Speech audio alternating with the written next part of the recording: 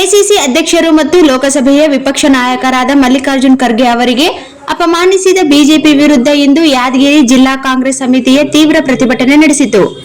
ಖರ್ಗೆ ಅವರು ಕಾರ್ಯಕ್ರಮ ನಡೆಸಿದ ಸ್ಥಳದಲ್ಲಿ ಶುದ್ಧೀಕರಣ ಮಾಡಿರುವ ಬಿಜೆಪಿ ಮನಸ್ಕೃತಿಯಿಂದ ಕೂಡಿದೆ ಎಂದು ಮುಖಂಡರು ಆರೋಪ ಮಾಡಿದರು.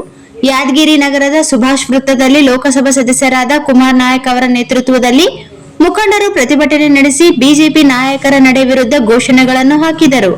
ಮಲ್ಲಿಕಾರ್ಜುನ್ ಖರ್ಗೆ ಭಾಷಣ ಮಾಡಿದ ಸ್ಥಳವನ್ನು ದಲಿತರು ಎಂಬ ಒಂದೇ ಕಾರಣಕ್ಕೆ ಹೋಮ ಮತ್ತು ಗಂಗಾ ಜಲದಿಂದ ಶುದ್ಧೀಕರಿಸಿದವರ ವಿರುದ್ಧ ಹಾಗೂ ಕೇಂದ್ರದ ಬಿಜೆಪಿ ಸರ್ಕಾರದ ವಿರುದ್ಧ ಪ್ರತಿಭಟನಾಕಾರರು ಆಕ್ರೋಶ ವ್ಯಕ್ತಪಡಿಸಿದರು.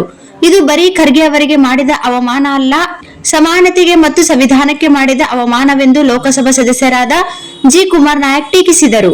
ಬಿಜೆಪಿ ಸರ್ಕಾರ ಹಿಂದುಳಿದ ವರ್ಗದವರಿಗೆ, ದಲಿತರಿಗೆ ಸುಮಾರು ದಶಕಗಳಿಂದಲೂ ದೌರ್ಜನ್ಯ, ತಾರತಮ್ಯ, ಅಸಮಾನತೆ ಮಾಡುತ್ತಲೇ ಬಂದಿದೆ ಎಂದರು. ಪಕ್ಷದ ಜಿಲ್ಲಾಧ್ಯಕ್ಷರಾದ ಬಸವರೆಡ್ಡಿ ಮಾಲಿಪಾಟೀಲ್ ಅವರು ಮಾತನಾಡಿ, ಮೋದಿ ಸರ್ಕಾರ ಬಂದಾಗಿನಿಂದ ಜಾತಿ ತಾರತಮ್ಯ, ಅಸಮಾನತೆ ಹೆಚ್ಚಾಗಿದೆ ಎಂದರು.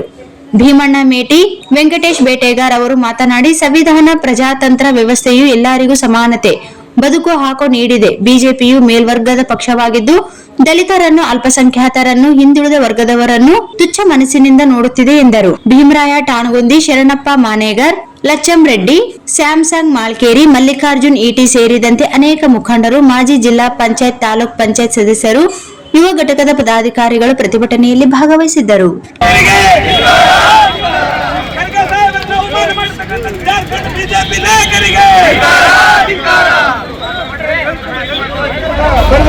ಸಂವಿಧಾನದ ಅಡಿಯಲ್ಲಿ ನಾವೆಲ್ಲರೂ ಅನೇಕ ಹುದ್ದೆಗಳನ್ನು ಅಲಂಕಾರ ಮಾಡ್ತಾ ಇದ್ದೀವಿ.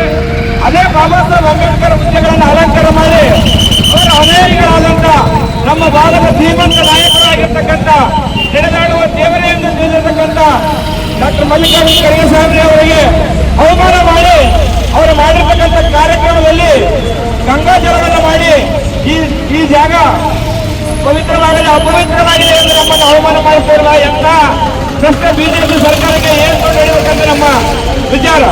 ಹಾಗಾಗಿ ಈ ಒಂದು ಸರ್ಕಾರಕ್ಕೆ ಮುಂಬರುವ ದಿನಗಳಲ್ಲಿ ನಾವೆಲ್ಲರೂ ಕೂಡಿ ತಕ್ಕ ಪಾಠ ಕಲಿಸಬೇಕಾಗಿದೆ. ಅವರು ಯಾಕೆಂದ್ರೆ ಅಧಿಕಾರ ಮಾಡುತ್ತಾ ಅವರಿಗೆ ಹಾನಿಯ ಸೊಕ್ಕು ಬಂದಡಗಿದೆ. ಹಾಗಾಗಿ ಅವರನ್ನು ಮಣ್ಣು ಮುಟ್ಟಿಸಿದಾಗ ಮಾತ್ರ ಅವರಿಗೆ ಅರಿವಿ ಬರುತ್ತದೆ ಎನ್ನುವ ಮಾತನ್ನು